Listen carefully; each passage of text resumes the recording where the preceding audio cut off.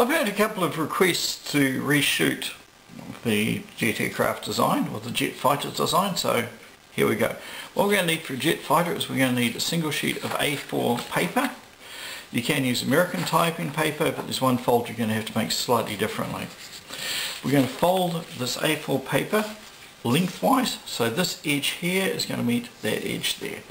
So it comes down there, and then I put a sharp, nice hard crease on that. I use a pen to put hard creases on because it's got a nice round barrel. Some people use a stone, which is nice and smooth. And then I'm going to open the figure out. I'm now going to lay this edge down here about 1.5 inches from the bottom, about 3.5 centimeters to 4 centimeters. You don't have to be a measurement Nazi on this. By eye, about 1.5 inches or so, 3.5 to 4 centimeters. If you're using American typing paper, you might want to make that just slightly longer, maybe 1/4 inch longer.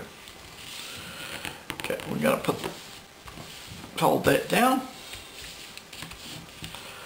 And now we're going to do a water bomb base. So when you're doing a water bomb base, well, if you don't know how to do a water bomb base, look it up online. I'm going to lay this edge here along that edge there. So I'm going to put that crease along that crease. So I fold to the center and I fold down. So I should now have a crease. So now I have a crease there that matches that line, that crease. I fold it open. I fold it out. Then I'm going to, this top crease here, I'm going to lay onto that bottom crease.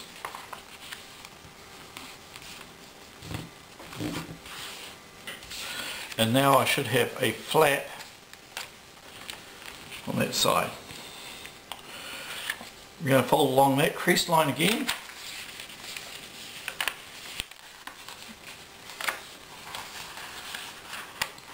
Fold this crease here down onto that original crease line, the original center line.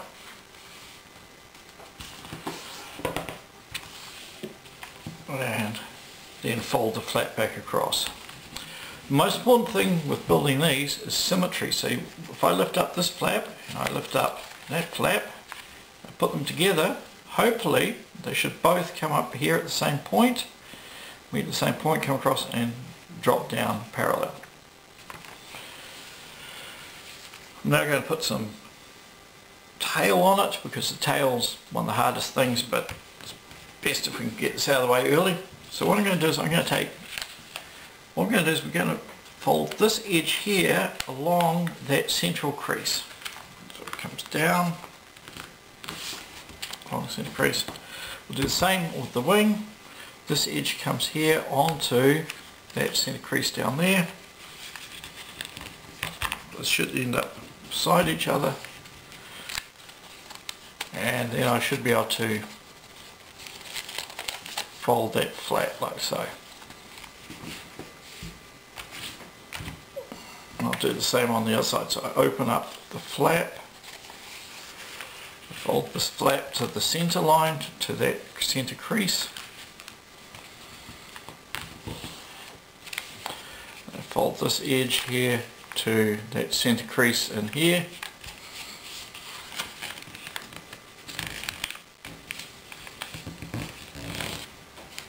And I'll fold this top flap back down. I'm now going to use my pen again just to make sure all of these creases are good, solid creases.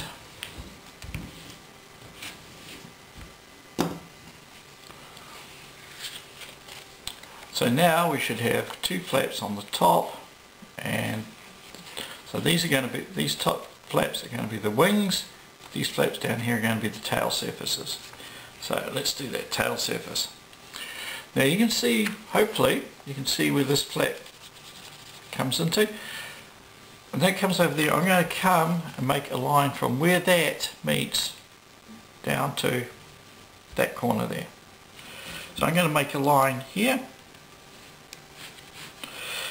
For all the measurement Nazis out here, this doesn't have to be a precise point. It can be anywhere from about there down to about there. anywhere in that range. I just think this looks prettiest. What I'm going to do is I'm going to fold this point here down to that line. So I fold that down to that line, and I'm going to make a crease that goes all the way up to that corner. So if you look carefully, we have a crease here that goes up to that corner. So it's a nice sharp pointy corner, and this folds down to that line, no further than that line. And then I fold that over on that line. There we go. Fold it on that line, and that's going to be one of my tails. I repeat on the other side, so I'm going to flip one flap over, two flaps over. I'm going to check that it's in the same place, because this is, remember, symmetry is more important than the exact placement here. I'm going to make a line from there down to that point there. So doing a line down there. I'm going to fold along that line. I'm going to unfold, and remember, I'm going to fold this tip to that line, and I'm going to make it, the crease come up here to that very tip there. So fold that tip down to the line, create a crease up to,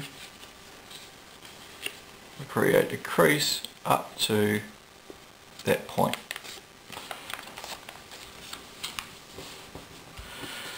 So those are going to be my tail sections.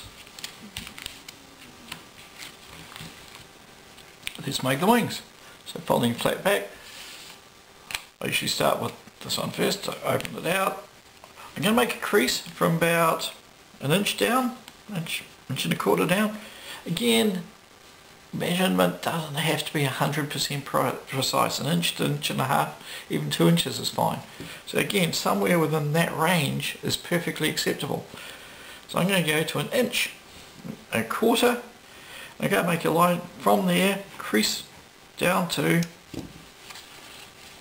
that point there. So I'm going to do a nice big crease down to the point of that flap there. And that's going to be as far as I can open it. So I pull it over, and now that's going to be my wing form. I do the same thing on the other side. Again, symmetry is more important than the exact precise measurement. So I'm going to fold this edge along here, and I'm going to fold that along there, and I'm going to fold that along there if I can. So I come along here and I look at the other wing, and I use the other wing as the guide to my measurement. Then I open it out, and that is the plane form. That's the plane form for the starting fighter. Now what we're going to do, again, a point about an inch and a quarter. We're going to make a fold along here. It's roughly going to be a centimetre, so half an inch, just about half an inch, all the way up to the tail unit. We're going to do the same thing on the other side. So I'm going to put some folds along there.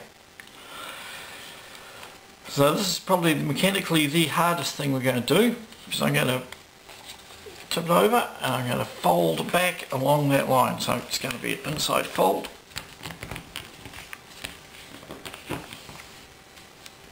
I'm going to fold along the pre-existing centre line or crease line up to here. Then I'm going to fold along, again by symmetry, I'm going to fold so that those two wings match each other. And with any luck, these two tail sections are going to be almost identical in placement as well.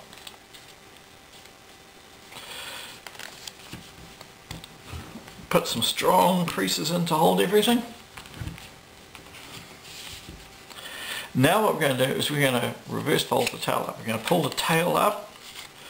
So roughly, we're going to pull it up roughly on that line there. So I'm going to bring I physically grab the tail, that centre section, I pull it up and I push it up by eye. I have to make sure all of this goes, all the layers go through.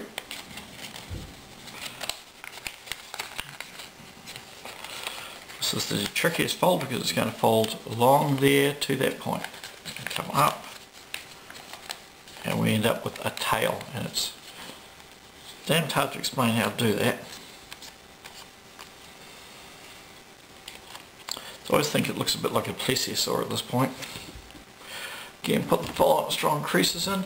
So the point is, we have the tail down, just repeating that move. We have it looking like an M. I'm going to push that centre section up until it comes through and creates a tail. And then what I'm going to do is I'm going to draw a crease from roughly the ring root there, where it meets the body, to roughly the top, halfway to the top, or the top of that section there. This parallel section continues through here. I'm going to fold it up to near the top of that parallel section. So I'm going to come along. I'm going to grab probably about 2 or 3 layers. So there's going to be a layer under the wing. I fold it all the way up like that.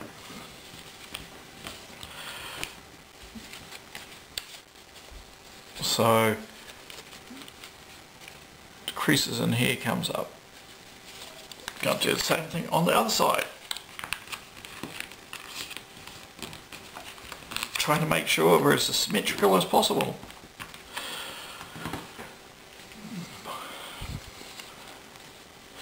This, if we've got a little bit left over, will be a keel, and I can actually hold on to that. Now I'm going to push the wings down and the tail down into flying position. There you go. This will respond very well to control surfaces. So if you want to make it go up, just push those up. If you want to make it roll, just roll one of those up. If you want to steer it left, right, use a bit of rudder. But this is actually quite responsive to control.